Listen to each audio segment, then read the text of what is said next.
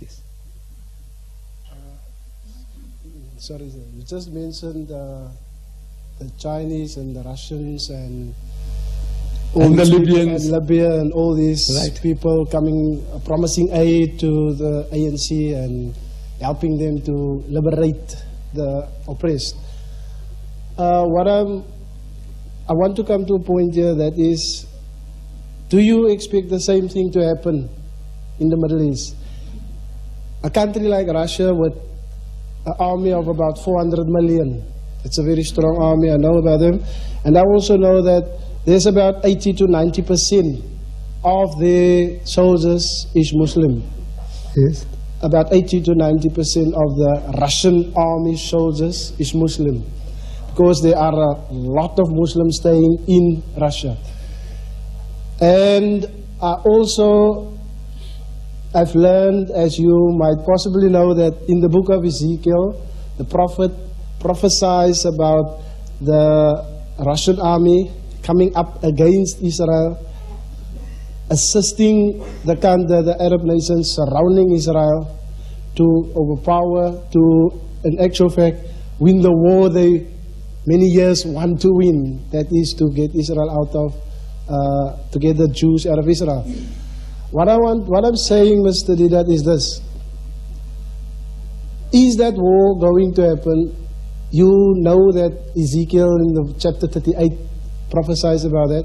Is that war going to happen? Do you expect America, as you have just said, to intervene and help the Israelis in that war? You see, my son, I don't live in false hopes, these prophecies. People have been waiting for Jesus Christ to come. Do you know that? For 2,000 years. It was any time now. He said, before you go over the cities of Israel, I'll be back. He's telling his disciples, when they persecute you in one city, flee into another. And they persecuted, flee into another. And before you go over the cities of Israel, I'll be back. And they fled, and they fled, and they died, and they rotted in their graves. 2,000 years have gone, and it still hasn't come yet.